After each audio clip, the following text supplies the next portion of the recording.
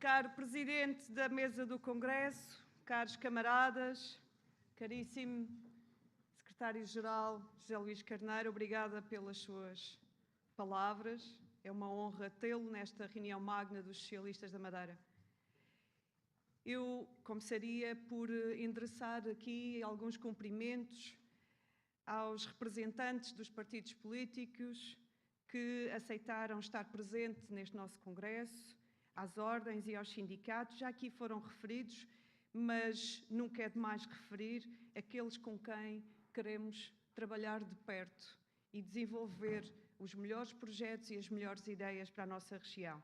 Aos partidos políticos, ao PSD, ao JPP, CDS, Iniciativa Liberal, PCP, LIVRE, Bloco de Esquerda e PAN, sejam todos muito bem-vindos.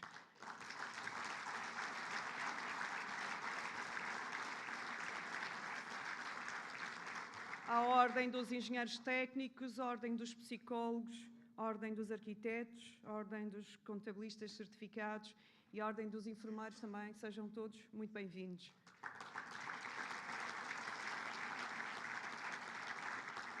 Aos representantes da Ordem Geral dos Trabalhadores, dos sindicatos, União dos Sindicatos da Madeira, Sindicato dos Professores da Madeira, Sindicato dos Trabalhadores da Administração Pública e Entidades com fins públicos e Sindicato dos Enfermeiros da RAM, também todos muito bem-vindos.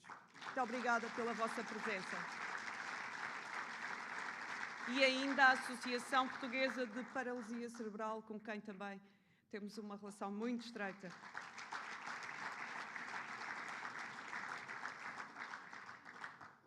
Agradeço ao Emanuel Câmara, nosso Presidente da Comissão Regional, aceitar este convite, aceitar o convite de liderar a Comissão Regional e, em seu nome, todos aqueles que compõem este órgão e demais órgãos regionais que hoje foram eleitos. A todos, muito obrigada pela vossa confiança.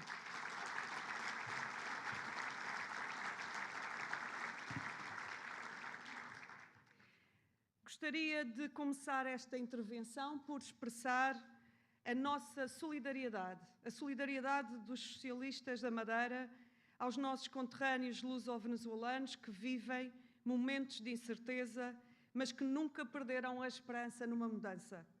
Eu própria, que tenho família na Venezuela e amigos, muitos que já regressaram e que estão aqui na Madeira, vivo as apreensões, as expectativas e a esperança que todos têm numa mudança democrática para a Venezuela. Hoje nós temos connosco o secretário-geral do PS, que foi secretário de Estado das Comunidades, como já aqui tive a oportunidade de referir, que era secretário de Estado quando existia o maior regresso de portugueses à Madeira. José Luís Carneiro foi incansável no apoio à nossa comunidade e eu tive a oportunidade de testemunhá-lo. Por diversas vezes, inclusive, tive a oportunidade de contactar com situações muito concretas e particulares que iam-nos chegando dos nossos luso-venezuelanos e que, sabendo das suas deslocações à Venezuela, queriam saber por onde andaria para poder reunir e pedir ajuda. E José Luís Carneiro esteve sempre ao seu lado e sempre disponível para ajudar. Ao lado de José Luís Carneiro, ou logo depois, esteve Paulo Cafofo, que também secretário de Estado das Comunidades, esteve ao lado dos nossos imigrantes na Venezuela. Parabéns, Paulo. Parabéns, Paulo, pelo trabalho que desenvolveste. Os portugueses que regressaram da Venezuela sabem que no PS têm estes dois amigos que tão bem conhecem a realidade da nossa comunidade. Da nossa parte, a solidariedade é total aos portugueses que estão na Venezuela e o nosso desejo é que rapidamente encontrem os caminhos da democracia. Nós estamos convosco, estaremos ao vosso lado para vos ajudar naquilo que for possível, dando o destaque que for possível para que encontrem a democracia que tanto ambicionam há tantos anos.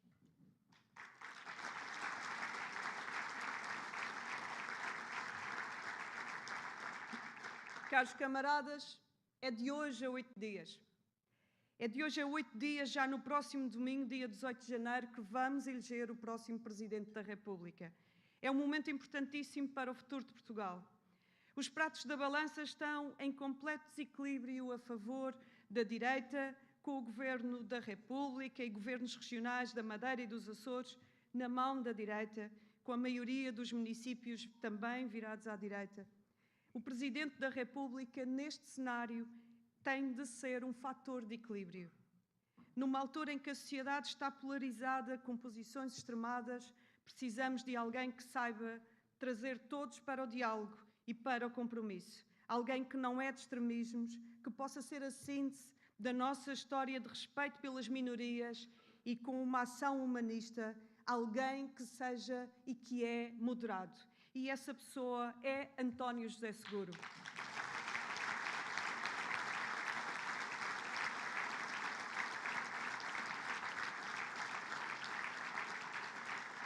No momento em que há muita imprevisibilidade no mundo, temos que ter um alicerce seguro de previsibilidade e esse alicerce na presidência do país é António José Seguro. Numa altura em que há desconfiança em relação aos políticos, temos de ter na presidência alguém com a ficha limpa, que é um exemplo de transparência e de seriedade, e esse alguém é António José Seguro.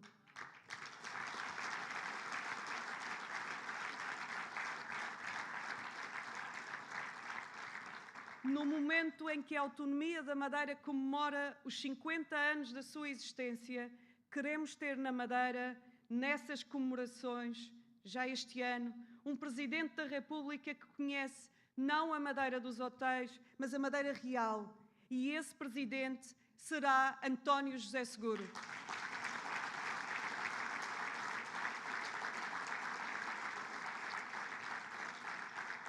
Para mim, António José Seguro representa a política em que acreditamos, aquela que se faz com seriedade, com verdade e com um profundo respeito pelos cidadãos. Ao longo do seu percurso, Seguro provou que é possível liderar sem abdicar dos princípios, pondo sempre o interesse do país acima de qualquer jogo de poder. Precisamos da sua visão moderada, mas firme, para unir e renovar as nossas instituições. Neste momento decisivo, o seu exemplo é fundamental para devolver a confiança aos portugueses. Estamos contigo, António José Seguro, por uma democracia transparente, mais justa, mais próxima das pessoas, pelo futuro de Portugal. Estamos contigo, António José Seguro.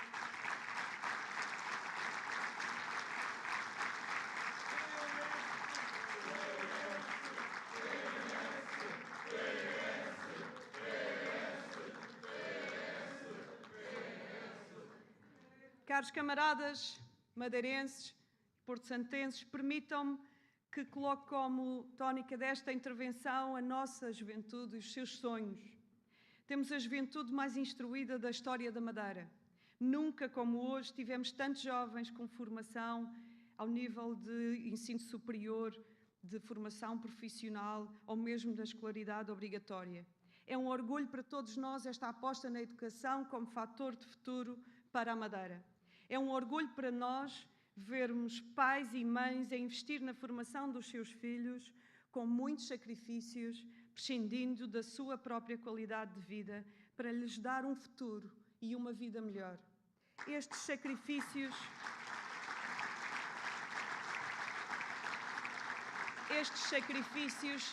têm de ter retorno. O elevador social da formação e da educação não pode dar os sinais que tem dado. Não pode quem se forma sair da universidade ou de uma escola profissional para o mundo do trabalho e sentir que vai ganhar de forma miserável, que aquilo que recebe não chega para viver num apartamento alugado ou comprar uma casa. Estes sinais que a economia vai dando aos jovens são negativos e demonstram que ter formação já não é um garante de estabilidade e qualidade de vida, de construir uma família e de ter um lar. A melhor aposta que fizemos como sociedade depois do 25 de Abril foi, sem dúvida, a aposta na educação, nos nossos jovens. Além de vencimentos, é fácil identificar que o principal problema para os nossos jovens, para além dos vencimentos baixos, são os custos altíssimos para o acesso à habitação. Hoje, os preços de mercado da habitação na Madeira são incomportáveis para os madeirenses. Um casal jovem, quando consegue o empréstimo bancário, tem de pagá-lo durante muito mais tempo e com uma taxa de esforço muito maior. Os dados do Banco de Portugal dizem que a Madeira, a par de Lisboa, são as regiões do país que menos contratos de crédito à habitação com garantia do Estado, que é para jovens até 35 anos, tem é das regiões que menos contratos têm, principalmente devido ao elevado preço dos imóveis, que frequentemente ultrapassa o limite máximo estabelecido para o Governo para aceder a este programa. Enquanto não existirem políticas públicas que providenciem casas a custos controlados de forma massiva para os casais jovens, estes não vão conseguir ter casa, porque não haverá baixa de preços que permita o mercado funcionar. Não basta...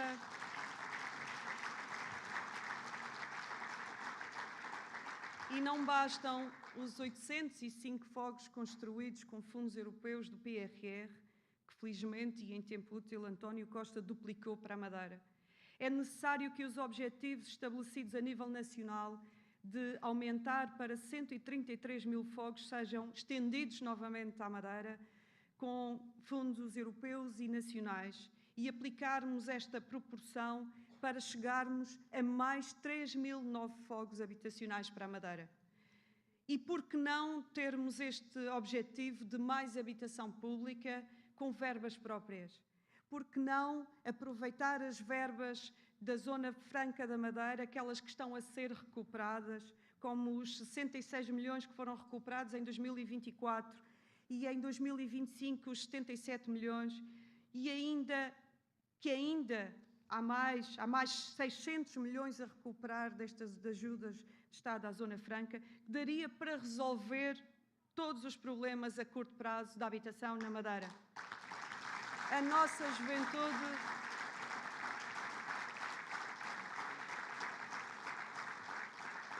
juventude tem de ter soluções para viver na Madeira. Não podem ser tratados como estrangeiros na sua própria terra. Os custos de quem vive num arquipélago turístico, com um custo de vida elevado, com ordenados baixos e um poder de compra insuficiente. O custo de vida da Madeira face à média nacional é superior. Quem vive na Madeira paga a insularidade, paga por viver numa região turística, paga pela excessiva procura de casas por parte de estrangeiros não residentes, paga mais caro pela habitação, paga mais caro pela generalidade dos produtos que são produzidos e trazidos do exterior. Sim, ao contrário da história contada por alguns, nós pagamos caro para vivermos na nossa própria terra.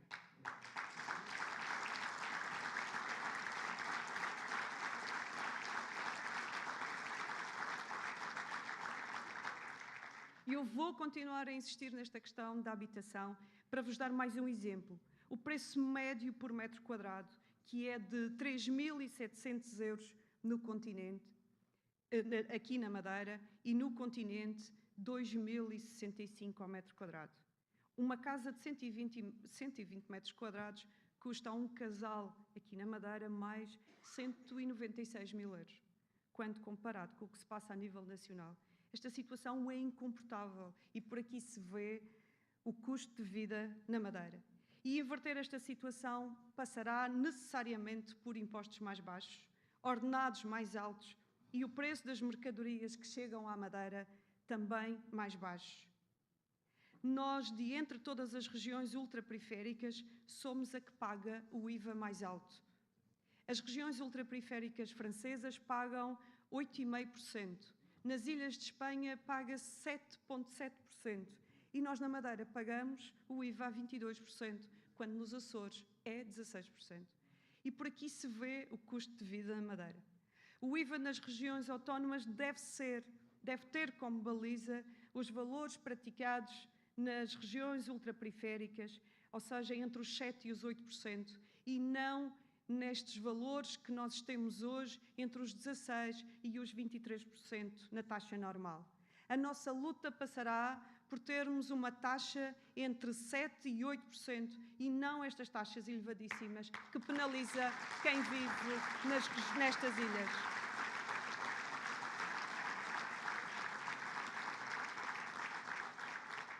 Os vencimentos médios na Madeira são mais baixos que a nível nacional.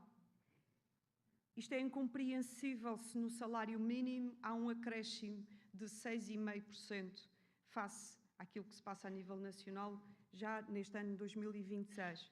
Mas também não há razão, e havendo nos salários mais baixos, não há razão para que se justifique que nos restantes ordenados este acréscimo não exista. Os produtos que chegam do exterior têm de ter um desagravamento nos custos. O POSEI Transportes abrange alguns produtos de primeira necessidade, mas nos restantes somos nós, madeirenses, que pagamos o custo acrescido do transporte. O Estado tem a responsabilidade de garantir que os custos dos transportes de mercadorias para a Madeira não sejam, na totalidade, derramados sobre os madeirenses e porto-santenses, da mesma forma que já se faz no custo das viagens aéreas para os residentes, em que os residentes assumem apenas uma parte, 79 euros, e o Estado o restante. Da mesma forma, o transporte de mercadorias deveria ser comparticipado pelo Estado para pagarmos um valor por metro cúbico de carga mais baixo e o Estado suportar o restante, garantindo que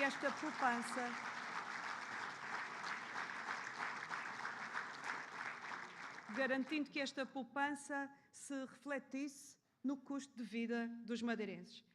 Eu não tenho dúvidas que só alinhando os impostos com outras regiões ultraperiféricas, aumentando os salários médios de forma substancial e baixando os preços dos produtos, haverá igualdade ou pelo menos uma maior aproximação entre quem vive nas regiões autónomas e quem vive no continente.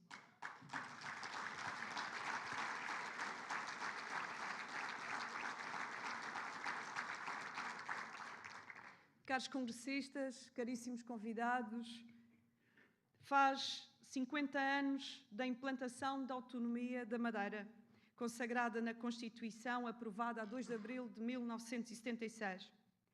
É a altura do Estado deixar de desconfiar das autonomias. Este é o momento para a realização da revisão constitucional dedicado única e exclusivamente às autonomias da Madeira e dos Açores.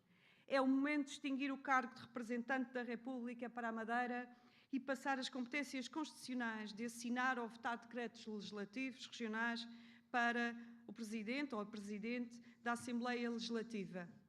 A nível das competências legislativas da Assembleia, estas devem ser clarificadas, de forma a que o Tribunal Constitucional não tenha espaço para a sua visão diminuída com que até hoje olha para os poderes autonómicos. Mas também queremos uma revisão da Lei das Finanças Regionais, que, entre outras coisas, assuma os sobrecustos da saúde e da educação, que aqui na Madeira são mais caros. Queremos que o IVA transferido para a Madeira não tenha em conta o diferencial fiscal e queremos que os projetos de interesse comum sejam frequentes e não uma exceção, como foi com o caso do novo hospital, que tem o apoio de 50% do Estado.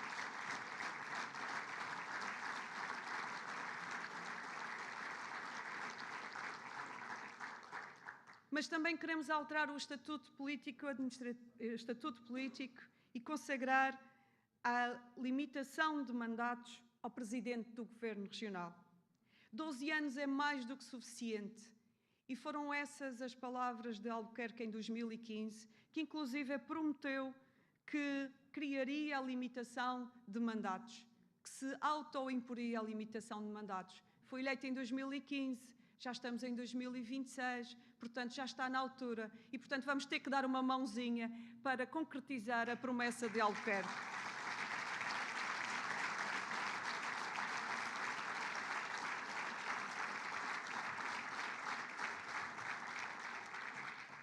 Caros amigos, caros madeirenses, porto-santenses, só poderemos ter uma autonomia plena se cada uma das conquistas que obtivermos chegar ao dia-a-dia dos madeirenses. Falemos de mobilidade, um dos temas do momento. É lamentável ouvir o Primeiro-Ministro de Portugal afirmar que ninguém vai ter subsídio de mobilidade aérea se tiver dívidas à segurança social e às finanças. Imaginem esta regra aplicada para o todo nacional em tudo o que é apoio. Imaginem. Caro Primeiro-Ministro, o madeirense não aceita esta discriminação negativa. O que está em causa é o princípio da continuidade territorial. A mobilidade dos madeirenses não é um subsídio, é um direito. Mas, caros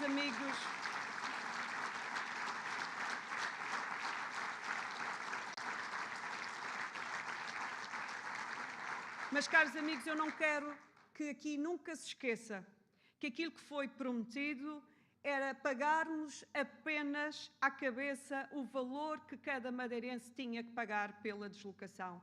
Essa foi a promessa de diversos partidos e não tem sido essa promessa não está a ser concretizada.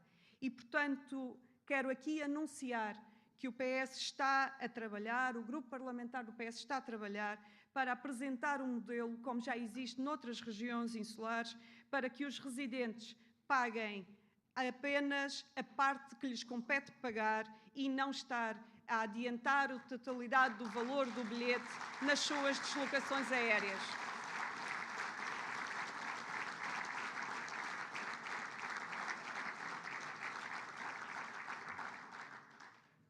E quando falamos de uma região turística, o meu pensamento vai para uma assinatura que o turismo usa. Madeira tão tua. É a assinatura da marca Madeira que vendemos aos turistas. Mas há cada vez mais madeirenses a sentirem que a Madeira é cada vez menos sua. E este sentimento anti-turismo que temos vindo a assistir não é um sentimento bonito. É um sentimento contrário e oposto aos interesses dos madeirenses. Nós sempre soubemos receber tão bem. Em primeiro lugar, os turistas não têm culpa. Vêm para a Madeira porque nós incentivamos.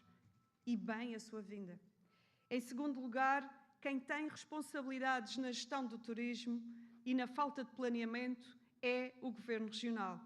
Se tem de ter algum sentimento contra, não é com certeza contra aqueles que nos visitam, é contra quem gera esta região e que não soube acautelar os interesses dos residentes.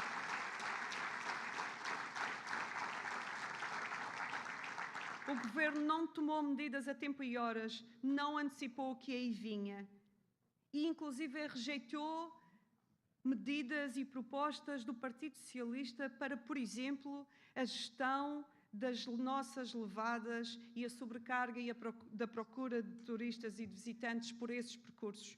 Rejeitou e agora, à tarde e a más horas, está a agir de uma forma atabalhoada, inclusive exigindo que o madeirense tenha que se resistar para percorrer nos percursos que construiu com sangue, suor e lágrimas.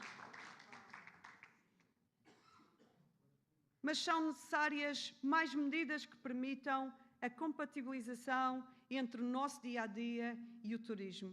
São necessárias medidas para que tenhamos um turismo sustentável e regenerativo e que os madeirenses sintam que ganham com quem nos visita e que este não é um empecilho para o seu dia-a-dia e para os seus sonhos futuros.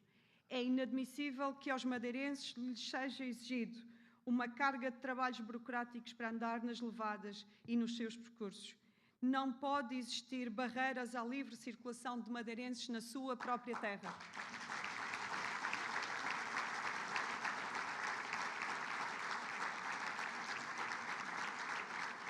O impacto que representa a utilização dos trilhos por parte de residentes tem de ser contabilizado, mas não pode haver impedimentos à livre circulação. Se existe carga a mais nos percursos, então que se corte nas entradas de turistas na região e não nos madeirenses. Na Madeira, em primeiro lugar, estão os madeirenses e é preciso que o Governo Regional tenha consciência disso.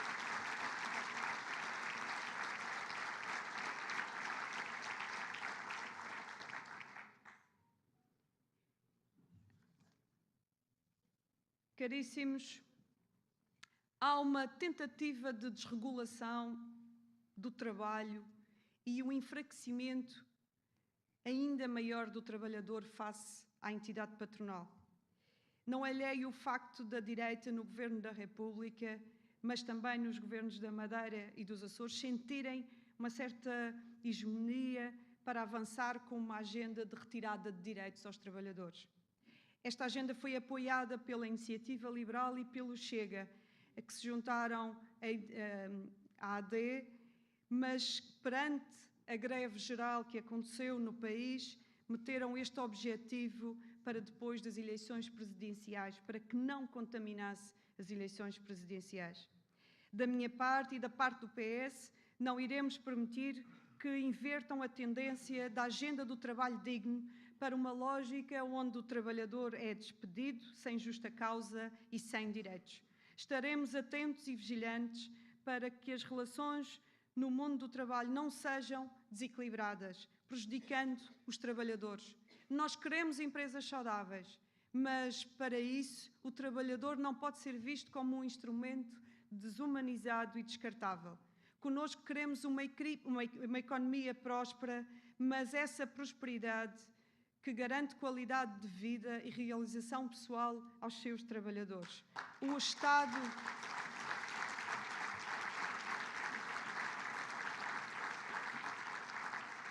Estado não pode ser parceiro adormecido nesta relação. O seu papel regulador é imprescindível para uma relação digna entre trabalhador e empregador.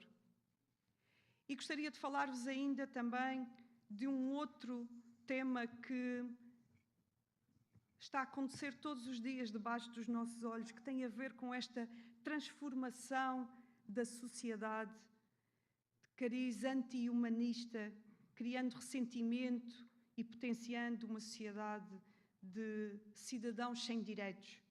Nas redes sociais, os algoritmos potenciam os likes, os conflitos, a provocação, a discriminação, o racismo, a xenofobia e o ódio. Redes sociais que deixam de ser sociais quando potenciam o distanciamento entre cidadãos, quando valorizam a discriminação e o ódio. A União Europeia e também o Estado, o Parlamento Nacional, têm de adotar medidas nesta matéria. A sociedade que as redes sociais estão a construir não é a melhor, não é aquela que nós temos. Uma sociedade humanista, plural, respeitadora. Temos que ter atenção a todos estes fenómenos que estão a acontecer na nossa sociedade.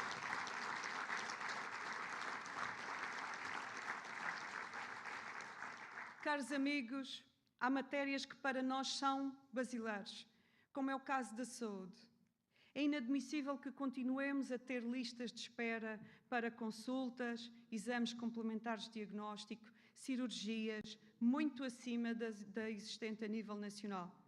É incompreensível que os tempos de espera para ter acesso a estes atos médicos sejam maiores aqui do que no resto do país. Criamos os tempos máximos de resposta garantidos em saúde, mas infelizmente eles não estão a ser cumpridos. A saúde é central numa população cada vez mais envelhecida e os madeirenses gastam cada vez mais na saúde, indo aos privados, porque o público não responde de forma cabal. Por isso temos de resolver a questão das listas de espera, garantindo que tornamos os centros de saúde como centrais na promoção da saúde, com um novo hospital também a utilizar e também utilizar as infraestruturas dos Marmoleiros e o João de Almada como lares residenciais e unidades de cuidados continuados. Redefinir o papel do Hospital Dr. Nélio Mendonça como hospital secundário e garantir a valorização contínua dos nossos profissionais de saúde.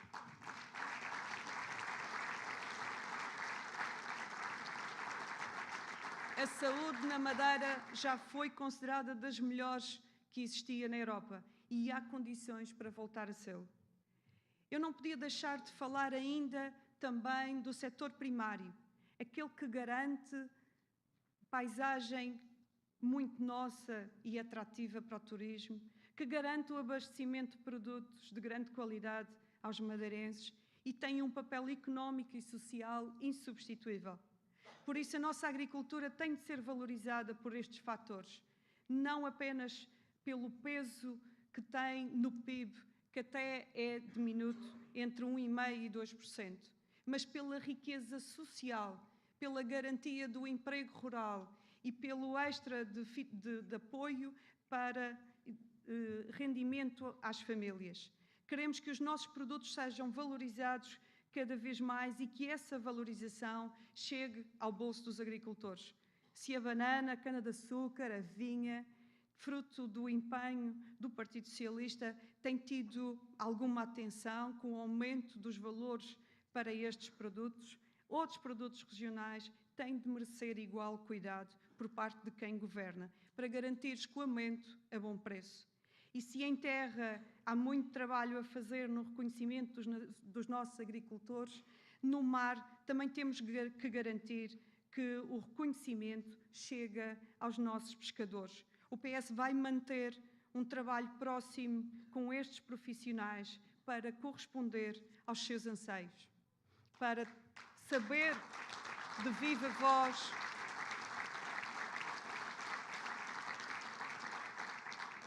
para ouvir daqueles que trabalham quais são as suas propostas e os seus anseios para o seu setor.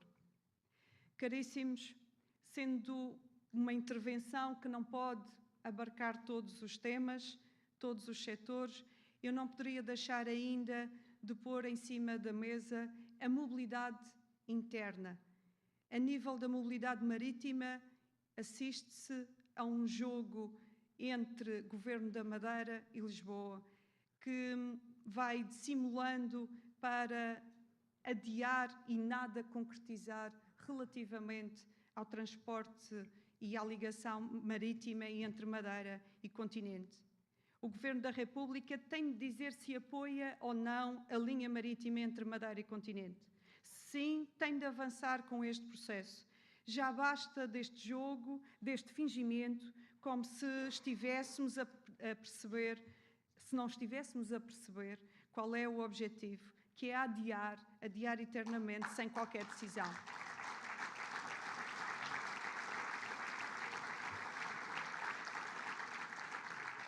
Ao nível da mobilidade interna, agora sim, a situação no trânsito é caótica, é lenta, como todos constatamos no nosso dia-a-dia, alterando a nossa qualidade de vida, que muito prezávamos. Estando algumas concessões rodoviárias a caminho do fim e entendendo que é necessário o Governo ouvir e tendo consciência do impacto destas decisões a médio e longo prazo, o impacto tem na mobilidade, mas também nos orçamentos regionais, entendemos que é necessário ouvir o PS, ouvir os restantes partidos e é necessário existir consensos entre as várias forças políticas nesta matéria. Porque, como todos já constatamos, no presente e no futuro, nenhum partido governará sozinho esta terra e essas decisões terão de ser partilhadas por todos.